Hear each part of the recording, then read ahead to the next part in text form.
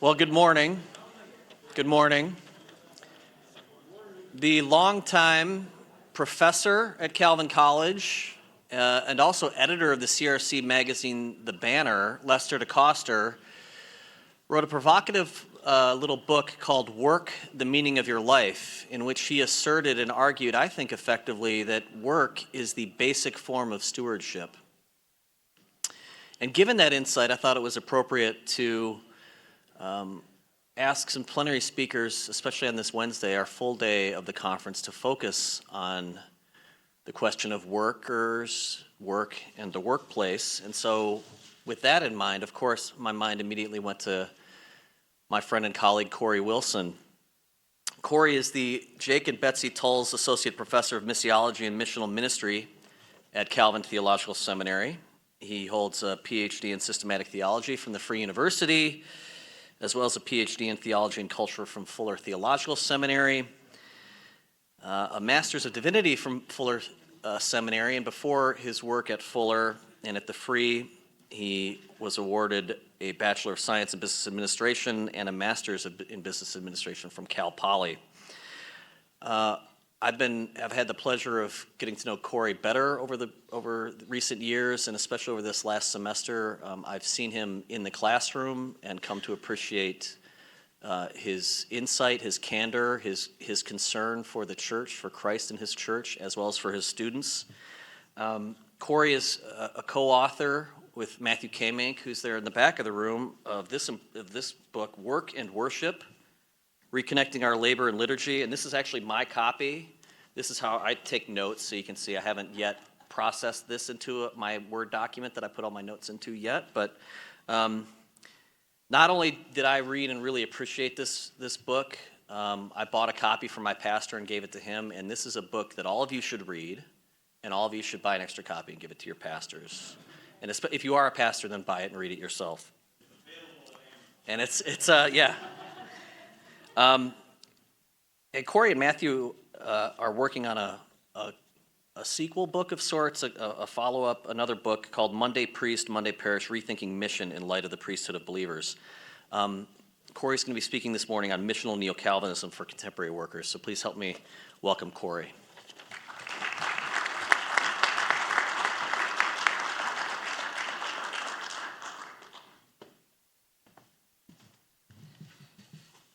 Thank you, Jordan, for those kind words, and welcome to you all. Thanks for coming this morning. And Jordan has done a fabulous job, as he has for many years, running this conference. And so would you please join me in thanking him?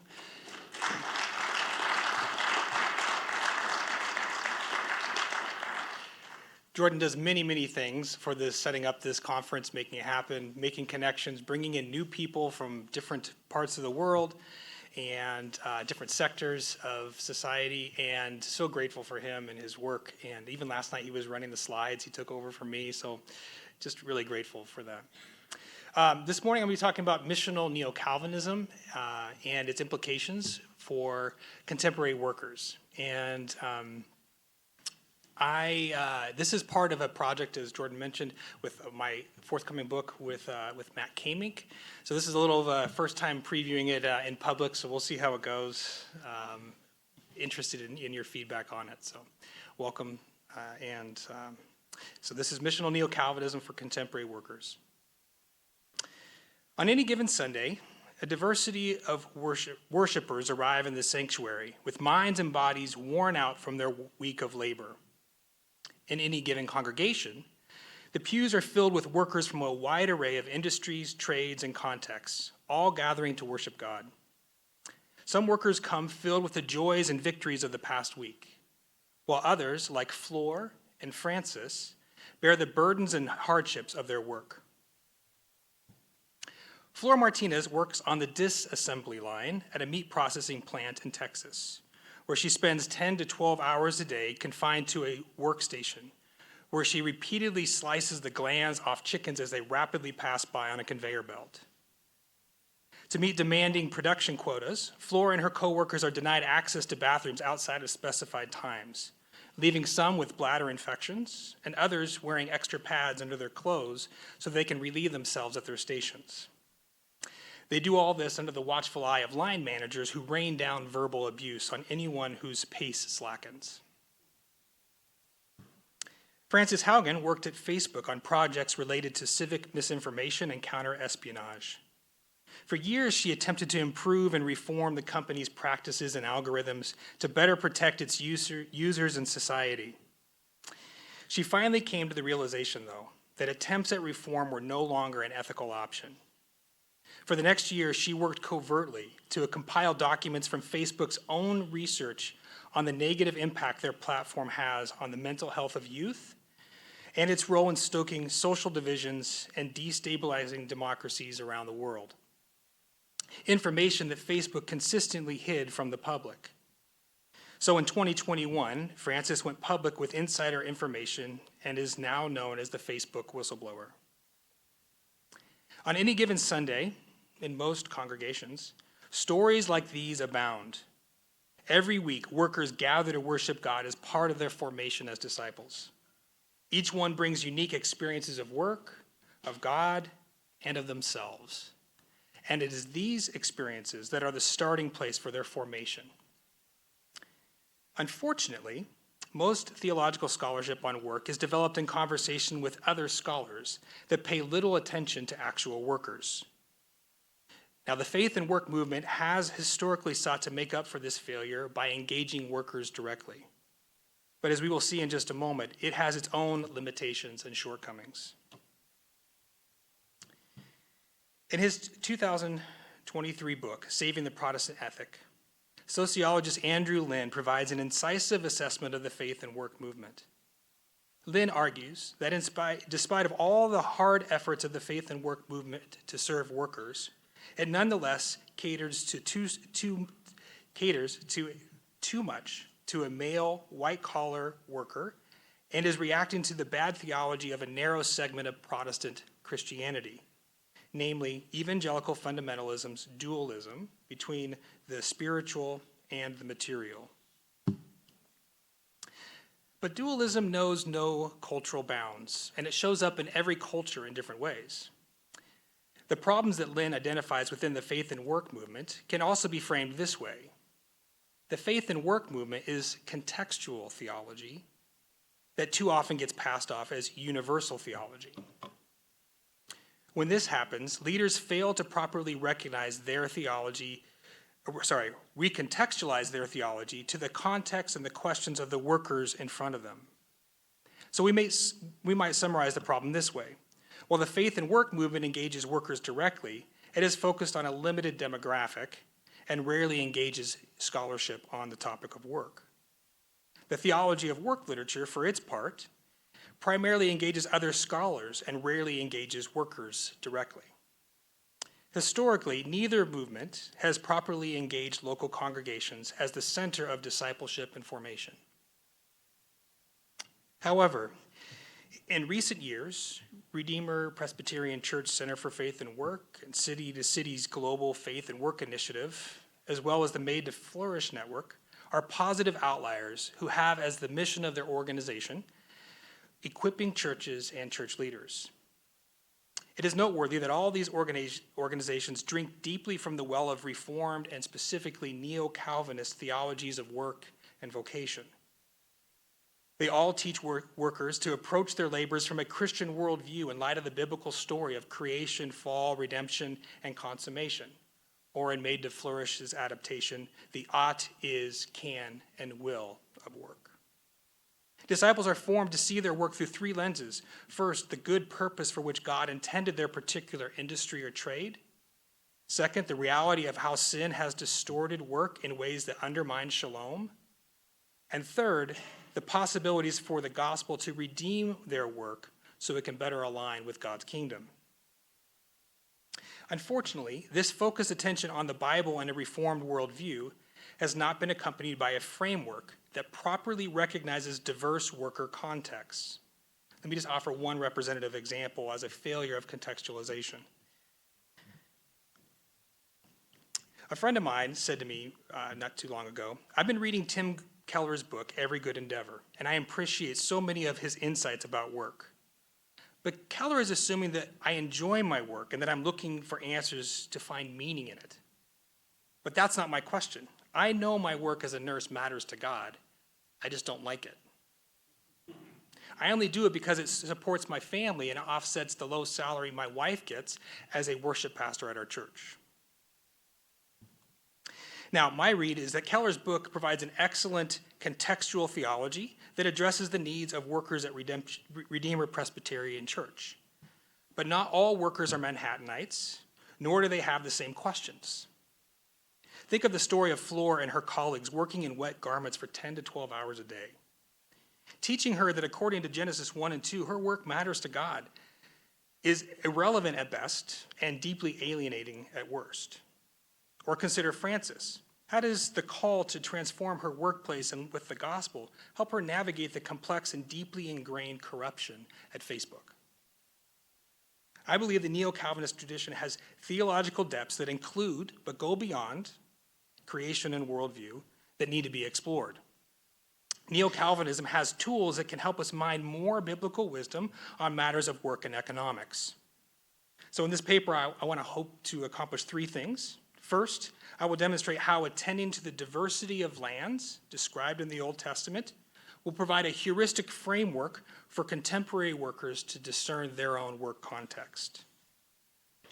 Second, I will draw on Christopher Wright, along with Abraham Kuyper and Herman Bavinck, to identify ways the Old Testament laws instructed Israelite workers on what to receive, reject, and reform from the prevailing economic practices of Israel's neighbors.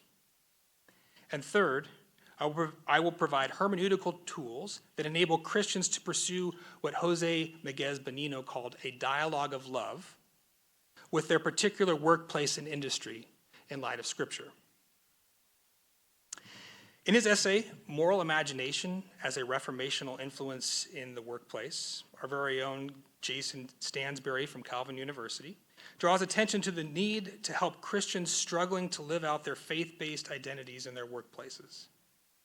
Stansberry argues that developing a healthy moral imagination requires a greater range of mental models for workers, models that help them interpret their work environment in ways that are both biblically faithful and contextually relevant.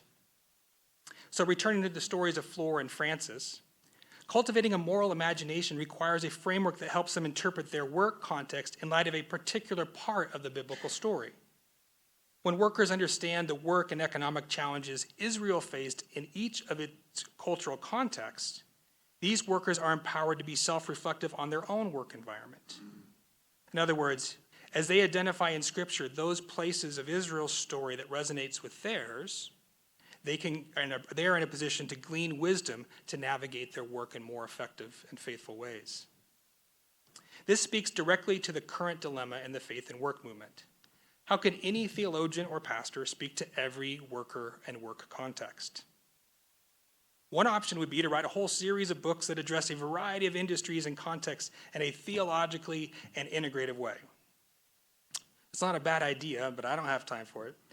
And besides, contexts are always changing, especially with AI and its impact on society and work. A better approach would be to engage in co-theologizing with workers by providing them with interpretive tools to make sense of their context and questions.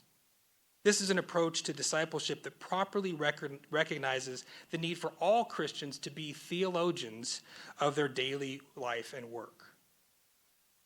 So to help Christians develop a stronger moral imagination for their work, I propose the following. The Old Testament description of work, of Israel's work, in the lands of Eden, Egypt, wilderness, Canaan, and Babylon, can serve as a heuristic framework to help workers interpret their work environments. Let me illustrate each one of these briefly. Eden is a reference to work as it was meant to be described in Genesis 1 and 2. In the story of Eden, Israel learned the liturgy of God's gracious economy. God, the worker and liturgist, caused his abundance to flow out to all creation, and then he commissioned humanity to imitate his actions in their daily work. So Eden represents the place of workers who experience a sense of God's presence and pleasure in their daily work.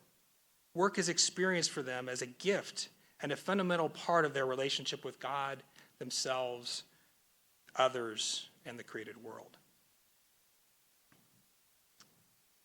Egypt. Egypt is a reference to the Hebrew enslavement described in Exodus. In Egypt, Pharaoh inverted the liturgy of God's gracious economy by inserting himself as God and instilling an economy of scarcity. In Pharaoh's liturgy, God's image bearers were reduced to disposable resources used to expand Egypt's capacity to hoard wealth. Egypt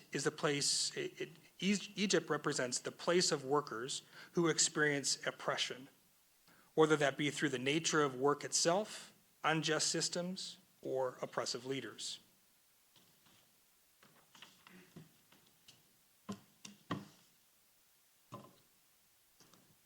Wilderness. Wilderness is a reference to Israel's 40 years of desert wanderings between Egypt and Canaan. In the wilderness, Israel became a kingdom of priests, but they wandered in a liminal space without a land to call home. In their desperation for food and water, Israel began to unlearn Egypt's liturgy of scarcity and hoarding. And conversely, through practices of trust and rest, Sabbath and manna gleaning every day, they learned to inhabit God's gracious economy of abundance. So wilderness is the place of workers experiencing liminality, whether that be through a transition from trade school or college into the workforce, the experience of sudden unemployment, early retirement, or even the elusive search to find their vocational fit. Wilderness work is work searching for a meaningful belonging to a place where workers can put their creative gifts to use. Canaan. Canaan calls to mind Israel's life in the Promised Land. For the first time, Israel had a land and a parish to display their priestly royal identity and mission in front of the watching nations. In their daily work, Israel had to choose to live into God's gracious economy. God's liturgy of abundance is what enabled them to discern what was true and good in the Canaanite economy, what needed to be redeemed, and what had to be rejected. Canaan is the place of work for those who have some degree of agency and seek to carry out their labors in ways that reflect God's economy. Babylon. Babylon refers to Israel's exile from their homeland, where they struggled to live out their priestly and royal identity. Israel had to navigate participation in Babylon's corrupt economy, but according to the liturgy of God's economy. For this, neither assimilation nor complete antithesis were options if Israel was to seek the shalom of the city where they were exiled. Babylon is the place of work, where workers attempt to navigate participation in socioeconomic systems that are corrupt and corrupting, and where systemic transformation of those systems are not feasible. This framework enables workers to identify with one or more of particular parts of the story of Israel in the Old Testament. For example, Flora may resonate with the oppressive brick quotas and the abusive treatment the Hebrews experienced in Egypt. Or she may resonate with Israel's protracted desert wanderings. Her dream of finding a better life in the U.S. has yet to materialize. Or consider Frances. Maybe she may resonate with the Hebrew midwives working covertly to subvert Pharaoh's policy of murdering baby boys. Or she may resonate with Daniel's seemingly impossible challenge of working in the very government that plundered his people. Wherever the connection is made, the importance is that workers become interested in parts of the biblical story and are then in a position to interpret their own actions and work in light of Scripture. But we argue workers need more than resonance with Israel. They need guidance on how to approach their daily work amidst the pressures and opportunities of each land. And so this is where Chris Wright, Herman Bavinck, and Abraham Kuyper are very helpful. In each land where Israel dwelt, a mass of socioeconomic, political, and religious rituals vied for their affections and sought to subversively co-opt their bodies to profit the rulers and the elites. Discerning how to best embody a distinctive life of faith amidst such deforming pressures was critical to the vitality of Israel's faith and mission. Christopher Wright shows how Old Testament laws addressed the socioeconomic and material realities of Israel. So by analyzing how the Old Testament laws compared with Israel's neighbors, modern workers can better discern the challenges and opportunities for discipleship in their context. Thus, the world of Scripture and the world of work are placed into critical conversation. And workers are equipped to build hermeneutical bridges, that is, interpretive connections between the two. Biblical scholars have noted the ways in which creation and Exodus stories in Scripture were paradigmatic for governing Israel's theology and ethical life. These stories were enacted in liturgies that instilled God's economy into Israelite worshipers. These liturgies were intended to shape the entirety of Israel's life, not only in the temple, but also in their public life, in the field, and in the marketplace. So from politics to economics, from the judicial to the familial realms, there was no sphere of human life off limits to God's authority. So to equip churches to disciple Christians to live as royal priests in their particular workplaces, it is important to explore how Israel's storied liturgies bumped up against the liturgies of work of its neighbors. How did the economic liturgies of foreign nations form and deform Israel? How did Israel's liturgy cultivate a reflective capacity to discern what in the pagan political economies should be received, what could be reformed, and what need to be rejected? The Old Testament provides a range of answers to these questions and locates them within the specific socio-historical context of the lands Israel inhabited. So I'm going to explore now Christopher Wright's analysis of the Old Testament law, along with some insights from Kuyper and Bavinck on common grace. And we're going to use these to highlight the ways the Old Testament enabled Israelite workers to discern how to engage in their daily work environments. So Kuyper and Bavinck on common grace. The beating heart of Kuyper's and Bavinck's theologies is a commitment to uphold Scripture's teaching on the relationship between nature and grace, and to explore the implications of this for humanity and culture. I believe some of the most profound insights that they gave were when they describe how common grace was displayed in Israel's cultural engagement with the surrounding nations. The operations of God's common grace were intended to enable Israel to be at home among the nations of the ancient Near East, and at the same time to display the unique identity and mission Yahweh had given them. So Bavinck writes, "The Old Testament teaches us that the Lord is great and exalted. All the nations are before him as nothing. He deals with the host of heaven and the inhabitants of earth according to his good pleasure." And yet, surprisingly, into his worship he assimilates pre-existent forms of religion, such as circumcision, sacrifice, temple, and priesthood. So far does the divine condescend into the human that the boundaries between the religion of Israel and her neighbors seemed to be erased.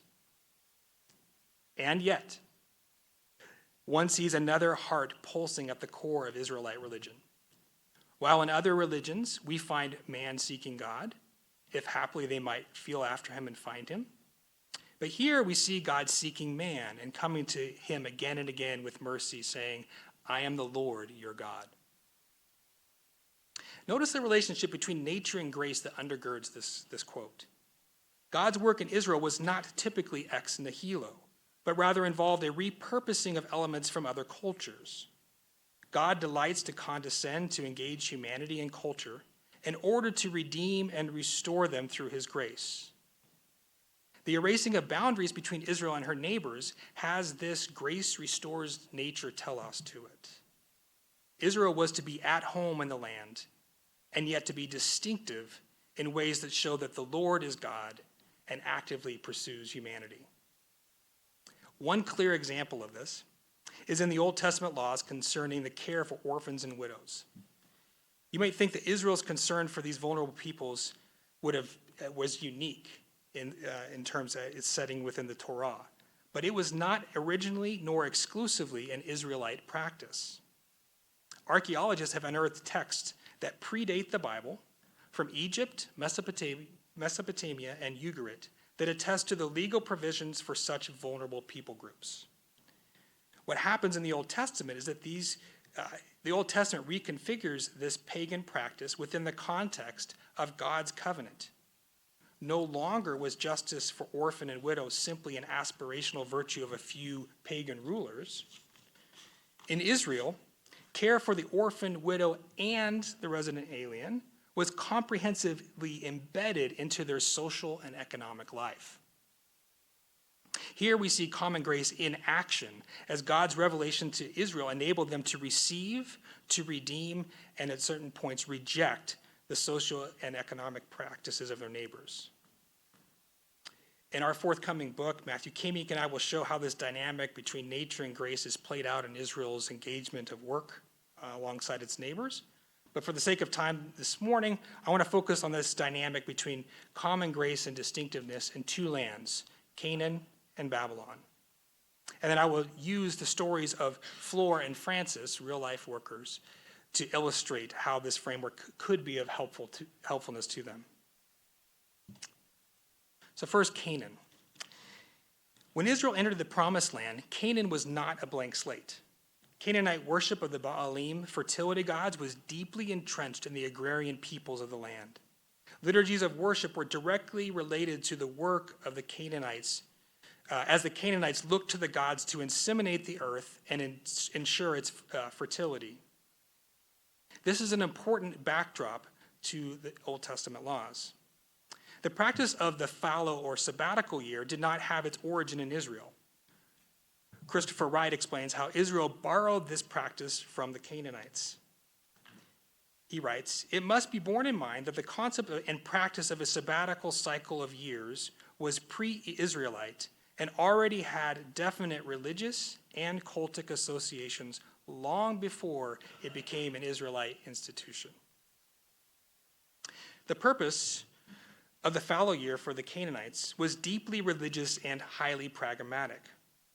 In the Ugaritic ritual drama, The Birth of the Gods, that's what the tablet there is, of that story, The Birth of the Gods, and that's Baal. Not very impressive on the screen, but I'm sure he was very impressive in real life. It attracted followers. Okay, that was a joke. All right. We'll keep going. Keep the jokes to a minimum. All right. In the Ugaritic ritual drama, The Birth of the Gods, the fallow year simulated the famine following the death of Baal and the fertility he brought about in his revival and victory over Mot, the god of death. But Baal's victory only lasted 7 years until Mot returned from the underworld to challenge Baal once again. So a cloud of uncertainty hung over the Canaanite community during this fallow year as they waited to see the results of which god won the most recent battle. The appeal for Canaanite workers to observe the fallow year, let the land rest, was that it gave them some sense of agency to ensure the coming years would bring bountiful harvests. For Canaanites and Israelites, religion and work were not two separate spheres. Their dualism showed up in different ways. Both communities shared a similar impulse to connect their religious stories to their work practices. What distinguished Israel from its neighbor was the central story of the Exodus achieved by Yahweh, and then the ongoing ethical import this had for how Israel was to treat the land and the poor. This story was passed down to them in the form of a liturgy. And so looking at Deuteronomy 15, verses 1 through 18 in particular, I'm going to make some comments about that. In this passage of Deuteronomy 15, there is a liturgical drama that rehearses how God acted on behalf of Israel to accomplish their redemption. Verse 13 says, "Remember that you were slaves in Egypt, and the Lord your God redeemed you."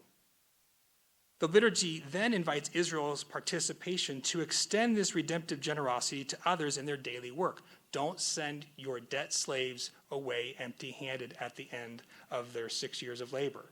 Send them away generously, abundantly from the best of your wine, your produce, etc. This Exodus liturgy was to be enacted through Israel's work rituals that expanded the practice of the fallow year to include regular practices of forgiving debts and releasing debt slaves. As with any good liturgy, active participation forms the moral imagination of worshipers. So in Deuteronomy, remembering is a practice in ethical formation. In covenantal terms, the liturgy recalls the story of what Yahweh has done for Israel and then summons the community to a grateful response of loving their neighbors.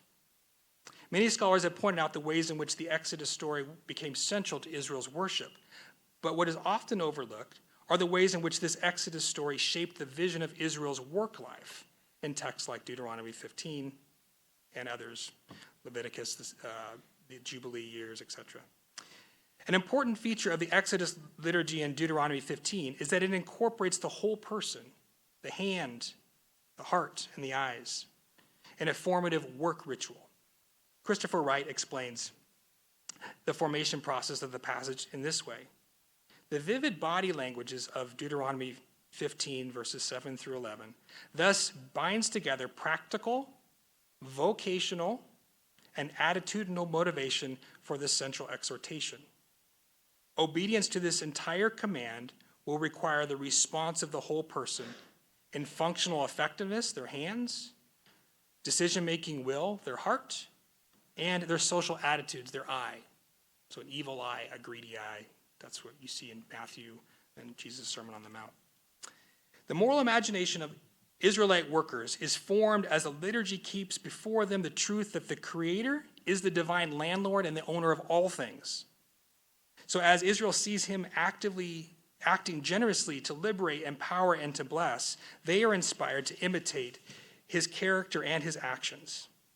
So instead of acting with a hard heart and a tight fist towards those in need, Israel is instructed to practice a ritual of releasing the hand, meaning cancel the debt, which forms them to be open-handed and generous people. Instead of acting greedily with an evil eye and showing ill will to those who are needy, verses 9 and 18, Israel is given a ritual that leads them to practice a costly generosity that cannot be justified in terms of economic benefit to the lender. It is precisely in these work rituals that Israel was positioned to portray to the world the extravagant blessing of God and the power of his law to bring about a just and righteous society without poverty. A society that would draw the curiosity and admiration and even the envy of the nations, Deuteronomy 4. This is what God aims to bring about as Israel reenacts the Exodus liturgy and imitates his actions through their daily work practices.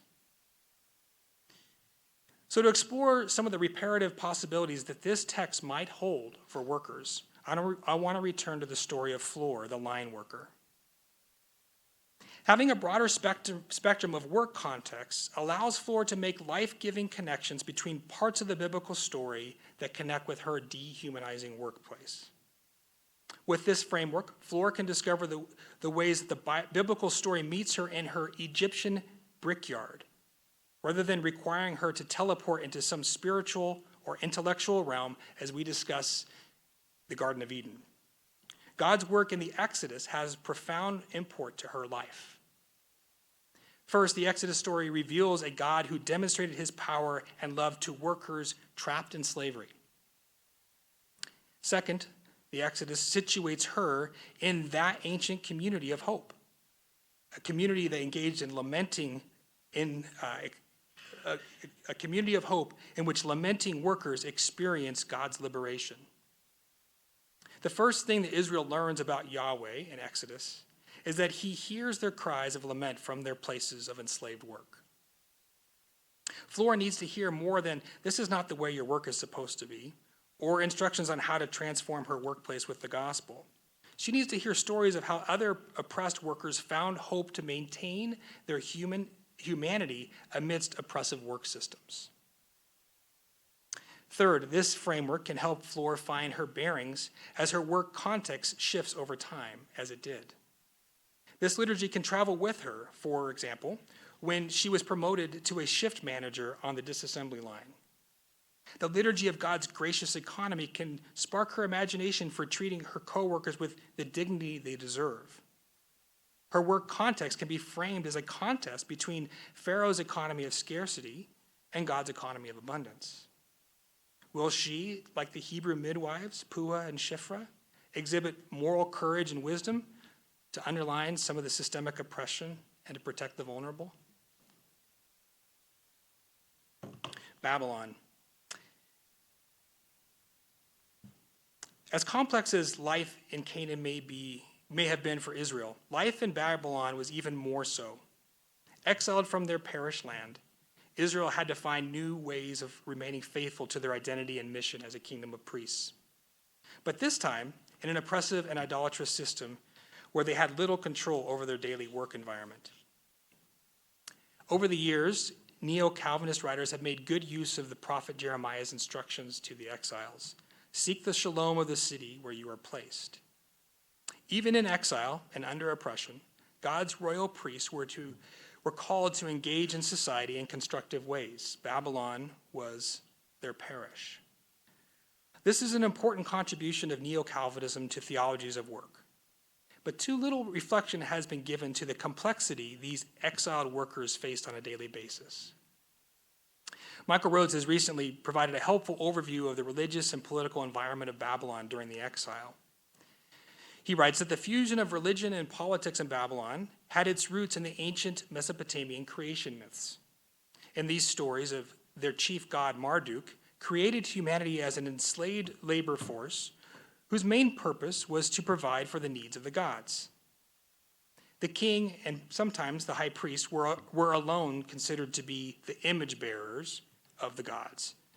And it just so happens that they were the only ones who could communicate the will of the gods to humanity. So not surprisingly, it was the expressed will of the gods that the present political order be upheld.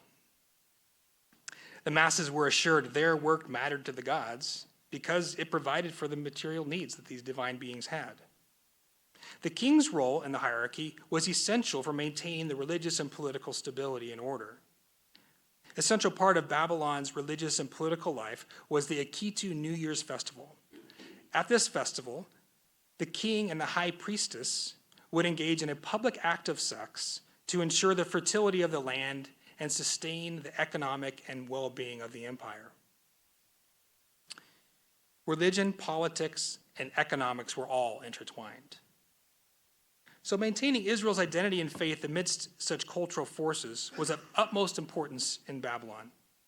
What did faithfulness to God entail in circumstances where Israel had such little control over the work practices and even less control over the dominant cultural liturgies of the land? Michael Rhodes argues that what we need to recover is the Daniel option of public discipleship today. The narratives in the book of Daniel, he writes, advocate neither withdrawal from pagan society nor armed resistance, or assimilation would be a third. Instead, they tell of a Jewish courtier who functions agilely in a foreign court, respecting and acknowledging the authority of that court, but without compromising faith in the high God of Jewishness. The opening chapter of Daniel paints a picture of the dominant cultural liturgies of Babylon. In chapter 1, we see that Nebuchadnezzar and his chief officer are portrayed as the main subjects, imposing their will upon the objects of their conquest, the exiled Israelites. These Babylonian leaders, we are told, brought the exiles, taught them, allocated them, trained them, and named them.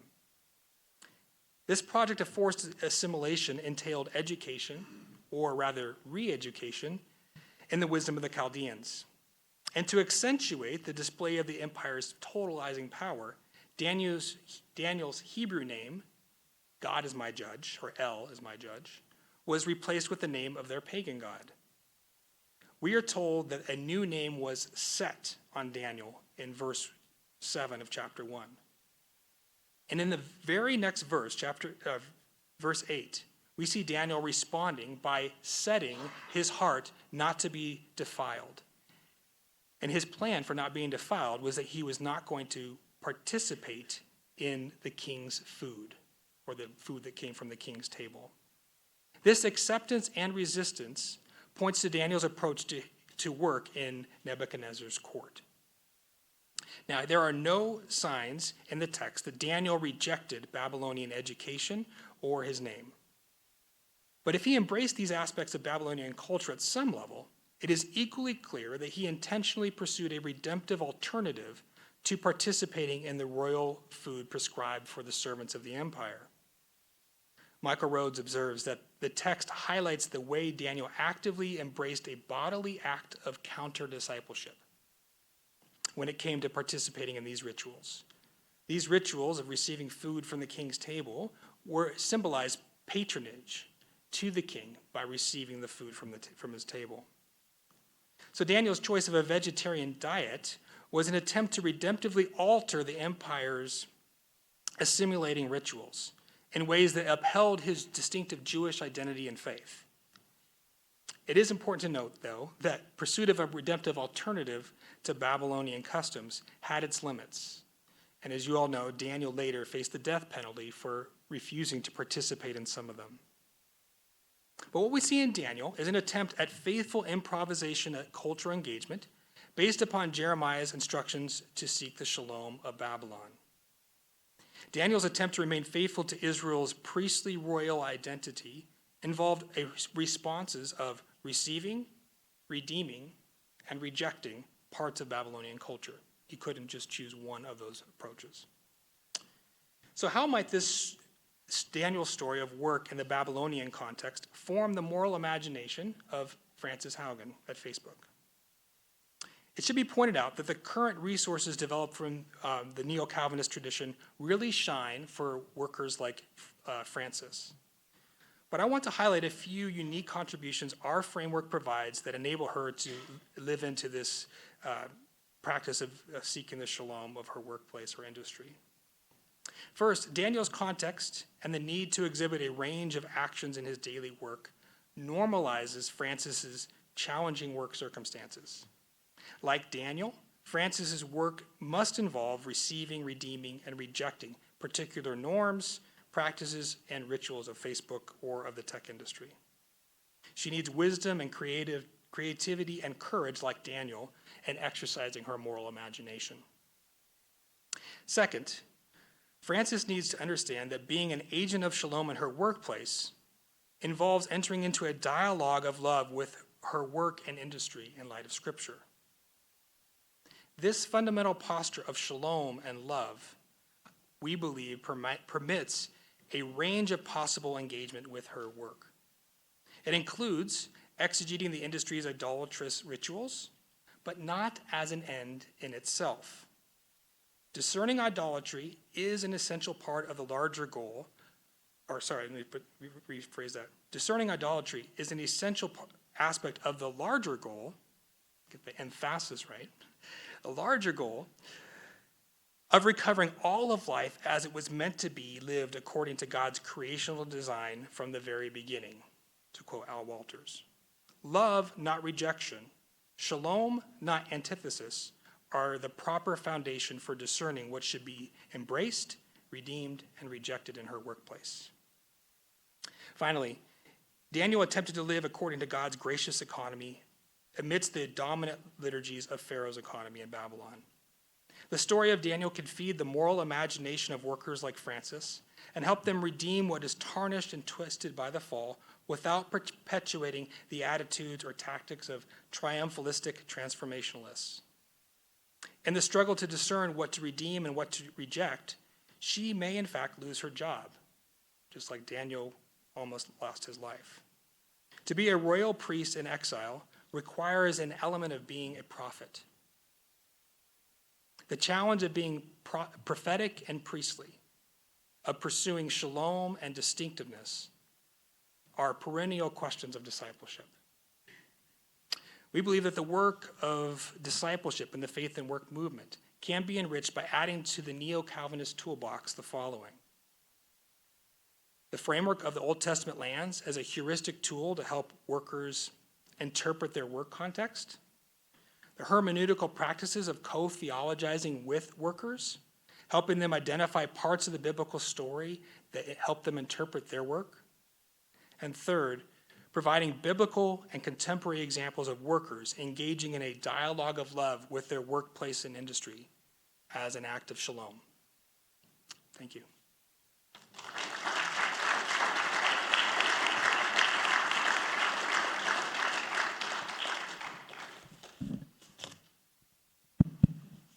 this time. So, questions?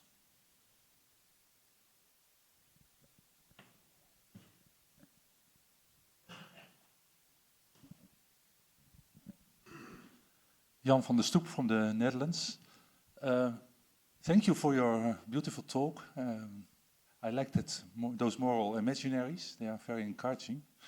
And when you showed the image of the line worker in relation to Egypt, I was reminded to the book of Miroslav Volf, Work in the Spirit. And Miroslav Volf is very reluctant to say something like that work has an intrinsic value, intrinsic worth. And I think that is one of the main ideas, I think, in Neo-Calvinism, that every sphere of life has its own intrinsic worth. And I'm also always a bit struggling with it. I was always thinking, I think a bit in this way, that building cities is something beautiful, but enslave people to build cities is a deformation of something good. And I was wondering how you, from your perspective, and then also in your new book, think about the intrinsic value of work. Miroslav Volf would say work is quite often just instrumental, and that's it. So can you reflect a bit on that? Yeah. I was been very helped. Daryl Cosden provides kind of not taxonomy, different lenses of looking at work. One would be instrumental, one would be relational, and the other one would be ontological or aesthetic. He uses both words. Instrumental is a means to an end, right? Relational is that this allows me to express my gifts, a loving neighbor, or I build relationships.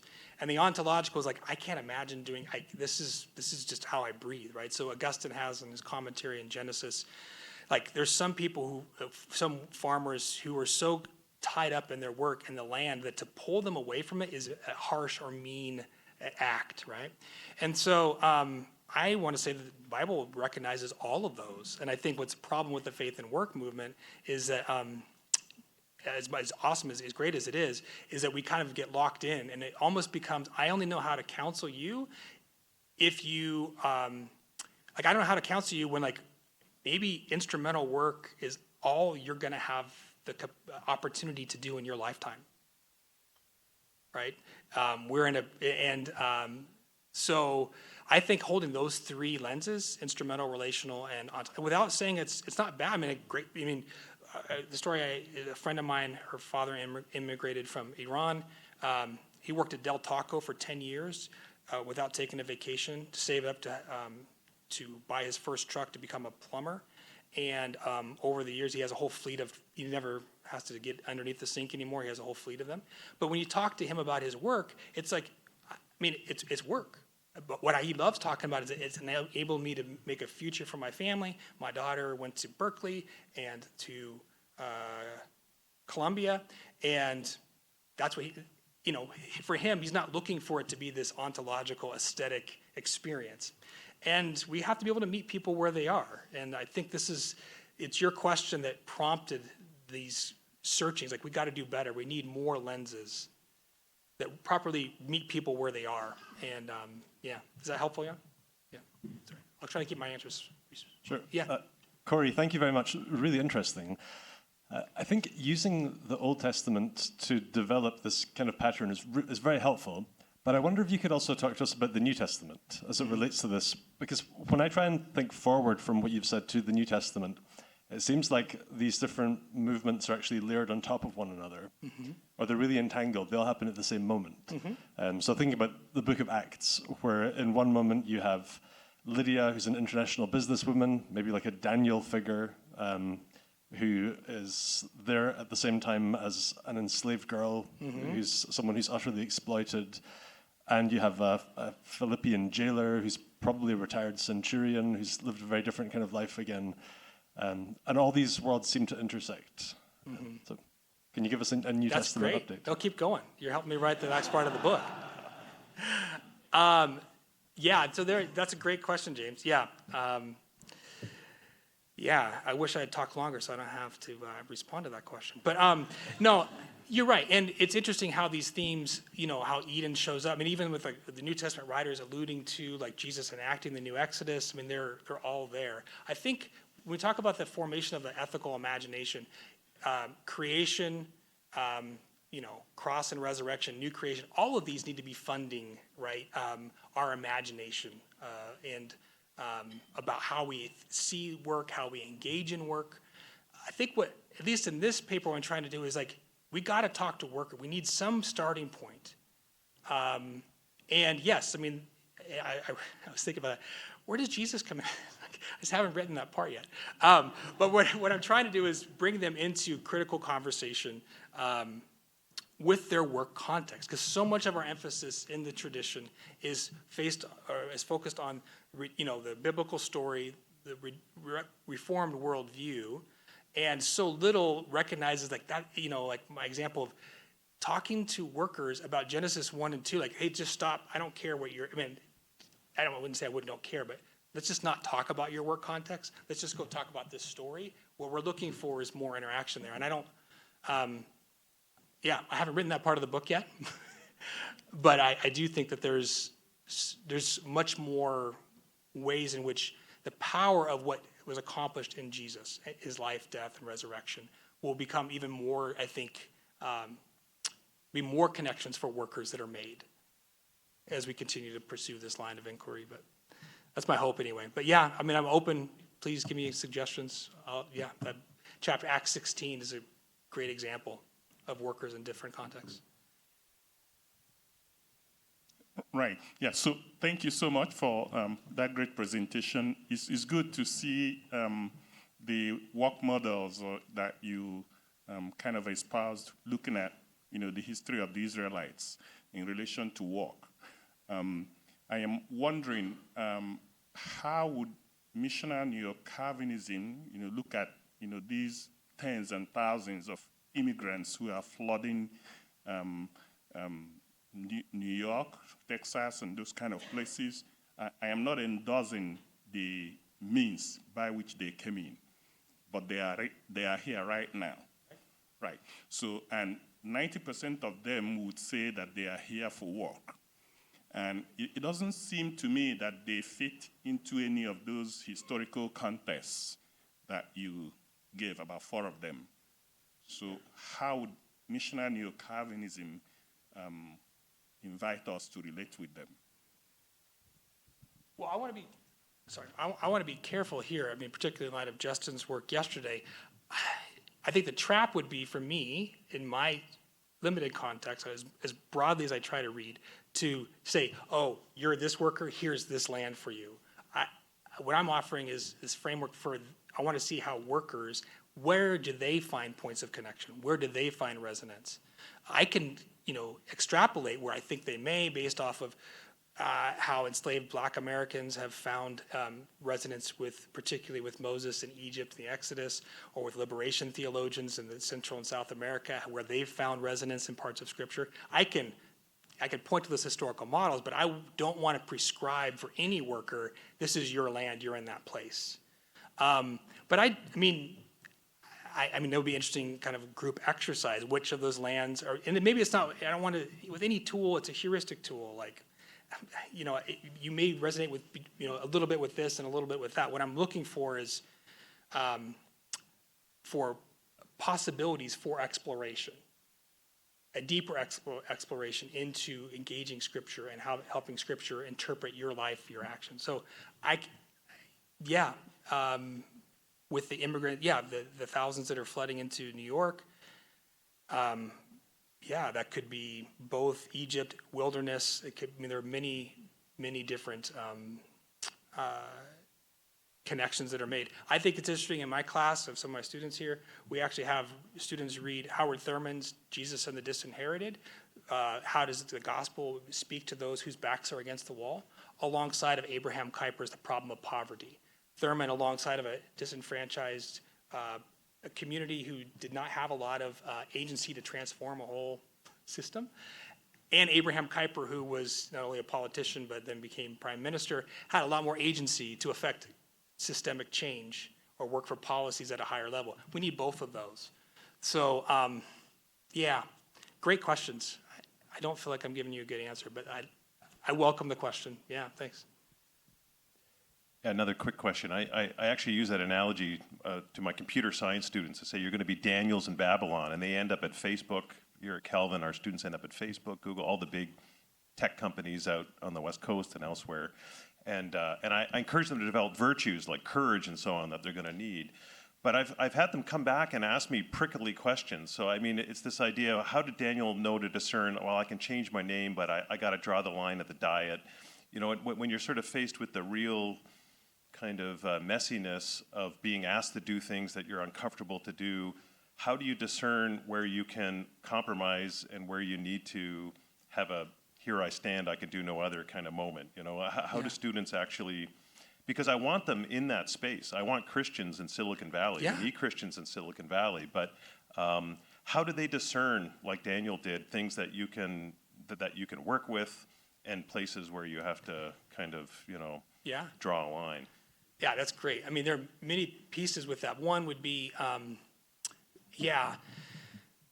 I think the more, like following Chris Wright, the more you see Old Testament laws, not just boom, dropping out of it, but the biblical text was given not just to inform, but to shape God's people to live a distinctive way in society that was both nature and grace. So they'd be truly human, but in a distinctive way. So the more you situate the Old Testament teachings within its historical context, the more of these become 3D. I think that's one piece. I think another piece is you can't do that alone. I mean, even listening to Sarah's presentation last night, I'm like, this is what I want my students to hear. I want them to hear someone in the tech industry, someone, you know, in economics, someone in the business world wrestling through this. So you need community. I don't think that that's done alone well. So those are, a couple of pieces. And incidentally, biblical scholars, we don't know why Daniel chose the diet he did. All of the food in Babylon would have been defiled. So you can't say, it wasn't, all the biblical scholarship, the reason, but it's like, this is not following Levitical law. This is not an application. So what it leads us into is that these texts, you need wisdom, right? And there's other texts like that when King Solomon, when the two women bring the baby forward and he says, let's cut the baby in two. In the Hebrew, we don't know that the biological mother got the child. What we know is that the woman who chose mercy got the child. What does a text like that do for discernment? Where it's like there's not a black and white, this is the answer. That text it's a wisdom literature text that invites discernment. I have no DNA testing. I can't tell whose baby this is. But what I can say is that the best thing in this is called proximate justice, is to move. And where are those points where you say that and where you say, like, I'm going to die. I'm going to pray with my windows facing east, and I'm going to face the lion's den. So my point is that on the last part, and to your missional, how does missional Neo-Calvinism come in? Why I brought that in, and glad no one pushed me on it, but was the denouncement of idolatry, even within the Neo-Calvinism. I don't find that super helpful. It needs to be, we need to be wise about idolatry, but it's a dialogue of love. That's where the missional comes in. It's not enough for me to drop into this unreached people group and just denounce everything. It's all, and then become like me. That is to leave their context, to extract, to make them more American or Western. That's not the goal of a missionary. It's in the nature and grace. How does grace restore that culture, its history, redeem it? Yes, reject some parts of it. So that's what I would say in the industry. We need a dialogue of love with our workplace and industries. And that can't come from someone like me. At best, what I want to see is like pastors like Justin and Meg and others who are alongside of workers, co-theologizing, right? And so that's what I would say, I hope they have a good pastor who isn't trying to give them the answers. Yeah, so. We've got more questions than time, so I don't want to speak for Cory, but he's there. So if you could go find him after this. Lunch is next, and I think it's in the Willow Rooms, just on the other side of that wall. So join me in thanking Cory for his talk.